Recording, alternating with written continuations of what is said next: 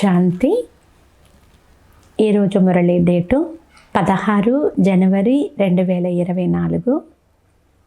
బాబా చెప్తున్నారు, మధురమైన పిల్లల్లారా, ఇక్కడ మీరు వనవాసంలో ఉన్నారు. మంచి మంచి దుస్తులు ధరించాలి, తినాలి అనే అభిరుచి పిల్లలైన మీలో ఉండకూడదు. చదువు మరియు క్యారెక్టర్ పైన పూర్తి గమనం పెట్టండి అని బాబా చెప్తున్నారు. ఈరోజు మురళిలోని ప్రశ్న, జ్ఞానరత్నాలతో సదా సంపన్నంగా ఉండేందుకు సాధనం ఏమిటి? సమాధానము, ఆ రత్నాలను ఎంతెంతగా ఇతరులకు దానం చేస్తారో అంత స్వయం నిండుగా ఉంటారు. ఎవరైతే విని ధారణ చేస్తారో, విన్న దానిని ఇతరులకు దానం చేస్తారో వారే తెలివైన వారు. బుద్ధిరూపి జోలెలో రంధ్రములుంటే అది ఖాళీ అయిపోతుంది, ధారణ జరగదు. కావున నియమానుసారముగా చదువును చదవాలి. పంచవికారాల నుండి దూరముగా ఉండాలి. రూపము మరియు సుగంధం కలవారిగా అవ్వాలి. ఓం శాంతి. ఆత్మిక తండ్రి ఆత్మిక పిల్లలకు అర్థం చేయిస్తున్నారు. ఆత్మిక తండ్రి కూడా కర్మేంద్రియాల ద్వారానే మాట్లాడతారు. అలాగే ఆత్మిక పిల్లలు కూడా కర్మేంద్రియాల ద్వారానే వింటారు కదా. ఇది కొత్త విషయము.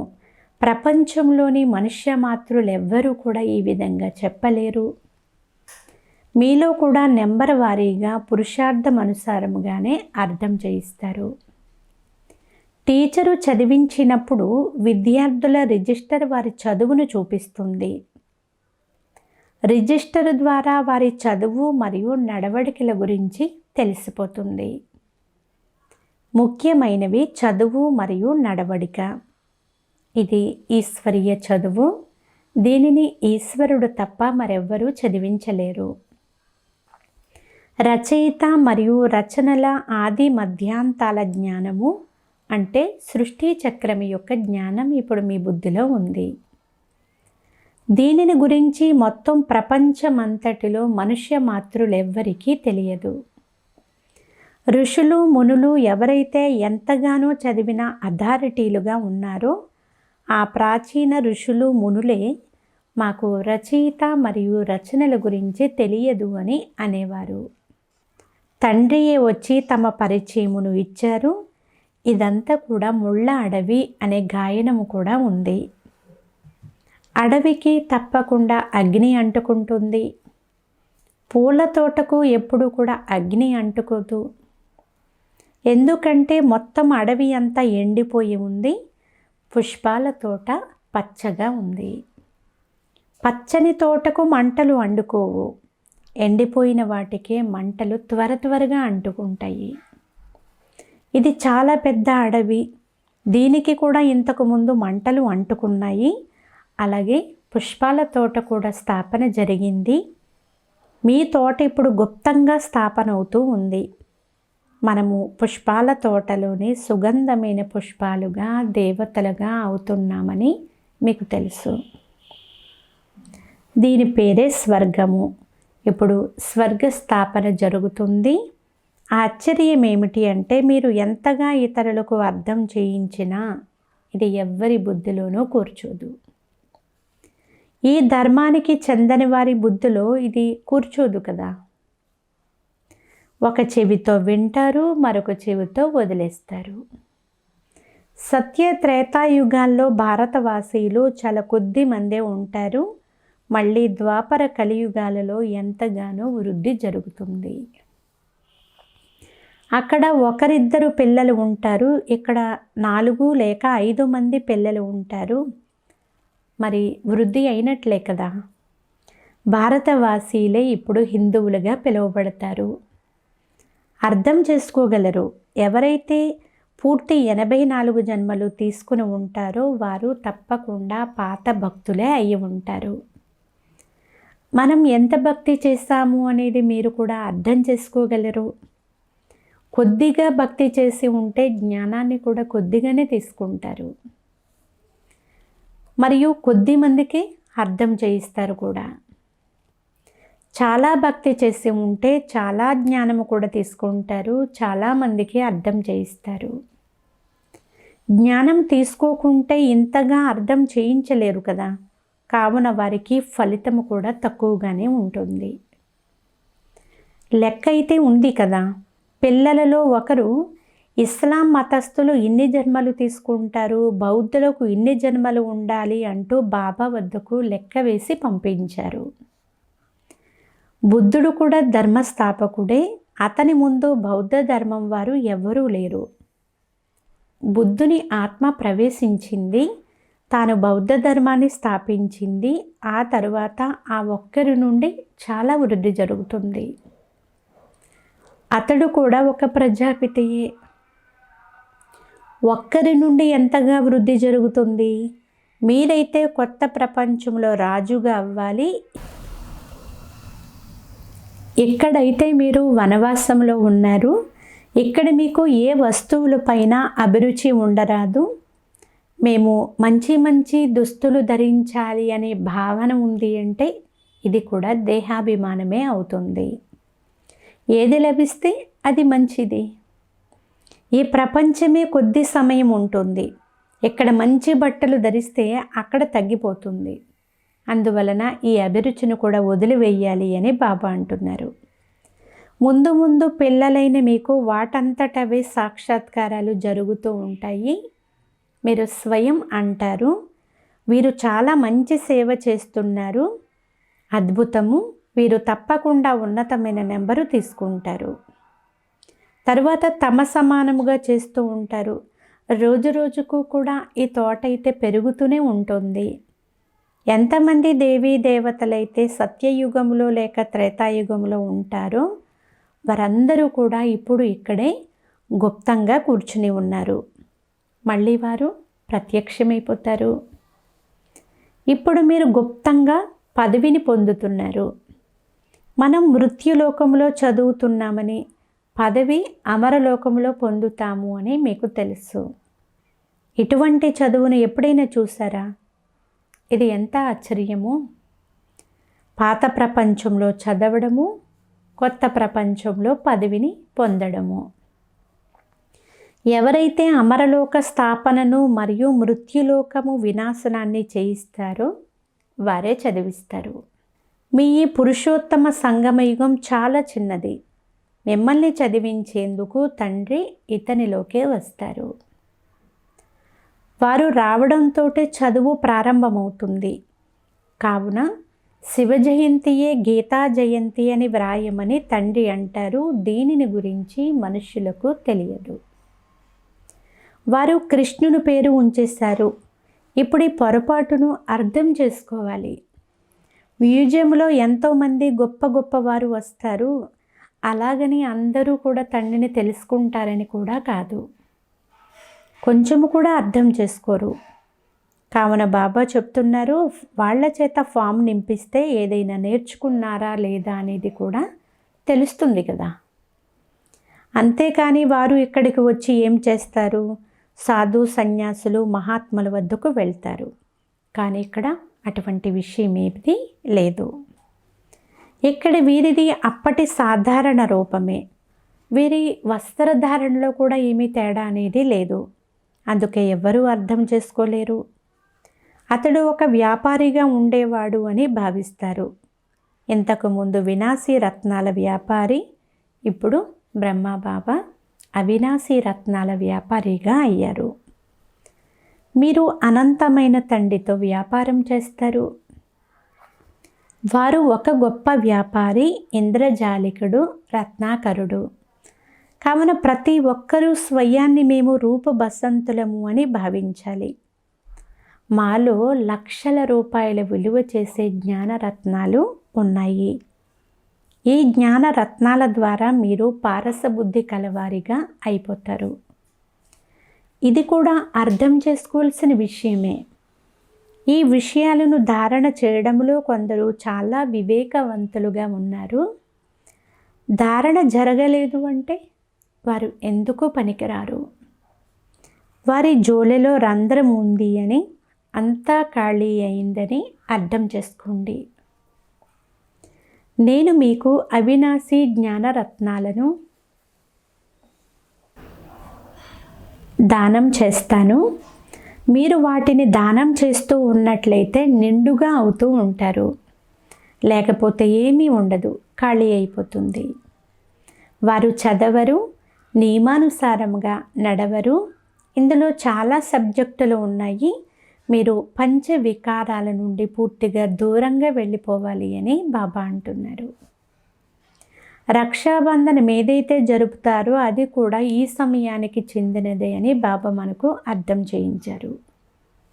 కానీ మనుషులకు రక్షాబంధనం ఎందుకు కడతారో కూడా తెలియదు. వారు ఒకవైపు అపవిత్రంగా అవుతూ ఉంటారు, మరొక వైపు రాఖీని కట్టుకుంటూ ఉంటారు. ఇంతకుముందు బ్రాహ్మణులు రాఖీని కట్టేవారు. ఇప్పుడు చేతి ఖర్చు కోసం సోదరి తన సోదరులకు రాఖీని కడుతుంది. అక్కడ పవిత్రత యొక్క విషయం ఉండదు. చాలా ఫ్యాషనబుల్ రాఖీలను తయారు చేస్తూ ఉంటారు. ఈ దీపావళి, దసరా పండుగలన్నీ కూడా సంగమ యుగానికి చెందినవి. తండ్రి ఏ కర్మలైతే చేస్తారో అది మళ్ళీ భక్తి మార్గంలో కొనసాగుతుంది. తండ్రి మీకు సత్యమైన గీతను వినిపించి లక్ష్మీనారాయణలాగా తయారు చేస్తారు. ఇప్పుడు మీరు ప్రథమ శ్రేణిలోకి వెళ్తారు. సత్యనారాయణ కథను విని మీరు నరుడి నుండి నారాయణుడుగా అవుతారు. ఇప్పుడు పిల్లలైన మీరు మొత్తం ప్రపంచమంతటినీ మేలుకొల్పాలి. మరి ఎంతటి యోగశక్తి కావాలి? యోగశక్తి ద్వారానే మీరు కల్పకల్పము స్వర్గ స్థాపన చేస్తారు. యోగ బలం ద్వారా స్థాపన జరుగుతుంది, బాహుబలం ద్వారా వినాశనం జరుగుతుంది. రెండే పదాలు ఉన్నాయి. అల్లా మరియు వారసత్వము. యోగ బలం ద్వారా మీరు విశ్వాధిపతులుగా అవుతారు. మీ జ్ఞానం చాలా గుప్తమైనది. సతో ప్రధానంగా ఉండని మీరే మళ్ళీ ఇప్పుడు తమో ప్రధానముగా అయిపోయారు. మళ్ళీ సతో ప్రధానముగా అవ్వాలి. ప్రతి వస్తువు కూడా కొత్తది నుండి పాతదిగా అవుతూనే ఉంటుంది కదా. కొత్త ప్రపంచంలో లేనిదేమీ ఉండదు. పాత ప్రపంచంలో అసలు ఏమీ లేవు, బోలుగా ఉన్నట్లుగా ఉంది. స్వర్గముగా ఉన్న భారతదేశం ఎక్కడ? నరకముగా ఉన్న ఇప్పటి భారతదేశం ఎక్కడ? రాత్రికి పగలకున్నంత తేడా ఉంది. రావణుని యొక్క దిష్టి బొమ్మను తయారు చేసి తగులబెడతారు. కానీ దాని అర్థమే తెలియదు. వారు ఎందుకు చేస్తున్నారు ఇప్పుడు మీరు అర్థం చేసుకున్నారు. మీలో కూడా నిన్నటి వరకు అజ్ఞానం ఉండేది, ఈరోజు జ్ఞానం ఉంది. నిన్నటి వరకు నరకంలోనే ఉన్నారు, రేపు చూస్తే మళ్ళీ స్వర్గంలోకి వెళ్తారు. ఇది నిజము అంటున్నారు బాబా. ప్రపంచంలోని వారు స్వర్గవాసులయ్యారు అన్నట్లుగా కాదు, మీరు నిజంగానే స్వర్గవాసులుగా అవుతారు అని తండ్రి అంటున్నారు. ఇప్పుడు మీరు స్వర్గంలోకి వెళ్తే మళ్ళీ నరకం అనేదే ఉండదు. ఇది ఎంతగానో అర్థం చేసుకోవలసిన విషయము. ఇది ఒక్క సెకండు విషయమే. తండ్రిని స్మృతి చెయ్యండి, వికర్మల వినాశనం అవుతాయి. ఇది అందరికీ తెలియచేయండి. మీరు ఈ లక్ష్మీ నారాయణుల వలె ఉండేవారు. 84 జన్మలు తీసుకుని ఈ విధముగా అయిపోయారు అనే చెప్పండి. సతో ప్రధానము నుండి తమో ప్రధానముగా అయిపోయారు. మళ్ళీ సతో ప్రధానంగా అవ్వాల్సిందే. ఆత్మ నశించదు. అయితే అది మళ్ళీ తమో ప్రధానము నుండి సతో ప్రధానముగా అయ్యే తీరాలి. బాబా రకరకాలుగా అర్థం చేస్తూ ఉంటారు. నా బ్యాటరీ ఎప్పుడు కూడా పాతబడదు. స్వయాన్ని కేవలం బిందు స్వరూప ఆత్మగా భావించండి అని మాత్రమే బాబా చెప్తారు. వీరి ఆత్మ వెళ్ళిపోయింది అని అంటారు. కావున ఆత్మ సంస్కారాల అనుసారముగా ఒక శరీరాన్ని వదులుతుంది, మరొక శరీరాన్ని తీసుకుంటుంది. ఇప్పుడు ఆత్మలు ఇంటికి వెళ్ళాలి. ఇది కూడా డ్రామాయే. సృష్టి చక్రం పునరావృతం అవుతూ ఉంటుంది. చివరిలో ప్రపంచంలో ఎంతమంది మనుషులు ఉన్నారు అని లెక్క వేసి చెప్తారు. ఎంతమంది ఆత్మలు ఉన్నారు అని ఎందుకు అనరు? పిల్లలు మీరు నన్ను ఎంతగా మర్చిపోయారు అని తండ్రి అంటారు. మళ్ళీ నేనే వచ్చి అందరి కళ్యాణము చెయ్యాలి, అందుకే తండ్రిని పిలుస్తారు. కానీ మీరు తండ్రిని మర్చిపోతారు, కానీ తండ్రి అయితే పిల్లలైన మనల్ని ఎప్పుడూ మర్చిపోరు. తండ్రి పతితులను పావనంగా తయారు చేసేందుకే వస్తారు. బ్రహ్మ యొక్క ముఖాన్ని గోముఖము అని అంటారు. అంతేకాని ఎద్దు మొదలైన వాటి విషయం ఏమీ లేదు. ఇతడు భాగ్యశాలి రథము. శివబాబా నన్ను అలంకరిస్తారు అని ఈ బాబా పిల్లలైన మీకు చెప్తున్నారు. ఇది పక్కాగా గుర్తుండాలి. శివబాబాను స్మృతి చేస్తే చాలా లాభం ఉంటుంది. తండ్రి మనల్ని ఈ బ్రహ్మ ద్వారానే చదివిస్తున్నారు. కావున ఇతన్ని స్మృతి చేయకూడదు. సద్గురువు అయితే ఒక్క శివబాబాయే, మీరు వారిపైన బలిహారం అవ్వాలి. ఇతడు కూడా వారికే బలిహారం అయ్యాడు కదా, అంటే బ్రహ్మ కూడా శివునిపైన బలిహారం అయ్యారు. నన్నొక్కరినే స్మృతి చెయ్యండి అని తండ్రి అంటారు. పిల్లలు సత్యయుగం అనే పుష్పాల ప్రపంచంలోకి వెళ్తారు. మరి ఈ ముళ్ళపైన వ్యామోహం ఎందుకు పెట్టుకోవాలి? 63 జన్మలు భక్తి మార్గపు శాస్త్రాలు చదువుతూ పూజలు చేస్తూ వచ్చారు. మీరు పూజ కూడా మొదట శివబాబాదే చేశారు. అందుకే సోమనాథ మందిరాన్ని నిర్మించారు.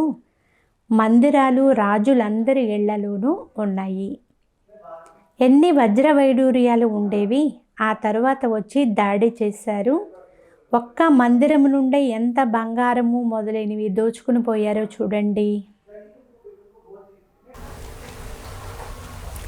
మందిరాలు రాజులందరి ఇళ్లలోనూ ఉండేవి. ఎన్ని వజ్ర వైడూర్యాలు ఉండేవి. ఆ తర్వాత వచ్చి దాడి చేశారు. ఒక్క మందిరం నుండే ఎంత బంగారం మొదలైనవి దోచుకు వెళ్ళారు. మీరు అంతటి ధనవంతులుగా విశ్వాధిపతులుగా అవుతారు. ఇతడు ధనవంతుడుగా ఉండేవాడు, విశ్వాధిపతిగా ఉండేవాడు. కానీ వారి రాజ్యం ఎన్నాళ్ల క్రితం ఉండేదో ఎవ్వరికీ తెలియదు. తండ్రి అంటున్నారు 5000 సంవత్సరాలు అయింది. 2500 సంవత్సరాలు రాజ్యం చేశారు. మిగిలిన 2500 సంవత్సరాలలో ఎన్నో మఠాలు మార్గాలు మొదలైనవి వృద్ధి చెందుతూ వచ్చాయి. మమ్మల్ని అనంతమైన తండ్రి చదివిస్తున్నారు అని పిల్లలైన మీకు చాలా సంతోషం ఉండాలి. అపారమైన ఆస్తి లభిస్తుంది. సముద్రము నుండి దేవతలు వెలువడి పళ్ళాలలో రత్నాలను నింపి ఇచ్చినట్లుగా చూపిస్తారు. ఇప్పుడు మీకు జ్ఞాన రత్నాల యొక్క పళ్ళాలు నిండుగా లభిస్తాయి. తండ్రి జ్ఞానసాగరుడు. కొందరు తమ పాత్రలను బాగా నింపుకుంటారు, కొందరి పాత్రలు ఖాళీ అయిపోతాయి. ఎవరైతే బాగా చదువుతారో చదివిస్తారో వారు తప్పకుండా మంచి ధనవంతులుగా అవుతారు. రాజధాని స్థాపన అవుతుంది. ఇది డ్రామాలో నిశ్చితమైపోయి ఉంది. ఎవరైతే బాగా చదువుతారో వారికే కదా స్కాలర్షిప్ లభిస్తుంది. ఇది అవినాశి ఈశ్వరీయ స్కాలర్షిప్. అది వినాశి. మెట్ల చిత్రం చాలా అద్భుతమైనది. 84 జన్మల కథ ఉంది కదా. మెట్ల చిత్రం యొక్క ట్రాన్స్లేట్ చిత్రాన్ని ఎంత పెద్దగా తయారు చేయాలి అంటే అది దూరం నుండి చూసినా సరే చాలా స్పష్టంగా కనిపించాలి. మనుషులు చూసి ఆశ్చర్యపోతారు. ఆ తర్వాత మీ పేరు కూడా చాలా ప్రఖ్యాతమవుతుంది. ఇప్పుడు ఎవరైతే చుట్టూ తిరిగి వెళ్ళిపోతారో వారు తప్పకుండా చివరిలో వస్తారు. 2-4 సార్లు చుట్టూ తిరిగి భాగ్యంలో ఉంది అనుకోండి, నిలిచిపోతారు. దీపం అయితే ఒక్కటే, మరి ఇంకెక్కడికి వెళ్తారు? పిల్లలు చాలా మధురంగా ఉండాలి. ఎప్పుడైతే యోగంలో ఉంటారో అప్పుడే మధురముగా అవుతారు. యోగము ద్వారానే ఆకర్షణ కూడా కలుగుతుంది. ఎంతవరకు ఈ తుప్పు తొలగిపోదో ఆకర్షణ కూడా కలగదు. ఈ మెట్ల రహస్యాన్ని ఆత్మలందరికీ తెలియచేయాలి. మెల్లమెల్లగా నెంబర్ వారీగా అందరూ తెలుసుకుంటూ ఉంటారు. ఇదంతా ఒక డ్రామా. ప్రపంచ చరిత్ర భూగోళము పునరావృతం అవుతూ ఉంటుంది. ఎవరైతే ఈ విషయాలను అర్థం చేయించారో వారిని స్మృతి చెయ్యాలి కదా. తండ్రిని సర్వవ్యాపి అని అంటారు, కానీ ఇక్కడ చూస్తే మాయ సర్వవ్యాపిగా ఉంది అని బాబా అంటున్నారు. ఇక్కడ తండ్రి ఉన్నారు, ఎందుకంటే వారు ఒక్క క్షణంలో రాగలుగుతారు. బాబా వీరిలో కూర్చుని ఉన్నారు అని మీరు భావించాలి. చేసి చేయించేవారు కదా, వారు చేస్తారు మరియు చేయిస్తారు కూడా. పిల్లలకు డైరెక్షన్ ఇస్తారు, అలాగే వారు స్వయం కూడా చేస్తూ ఉంటారు. వారు ఈ శరీరంలో ఏమి చెయ్యగలరో ఏమి చెయ్యలేరో లెక్క వేయండి. బాబా స్వయం తినరు, కేవలం వాసన మాత్రం తీసుకుంటారు.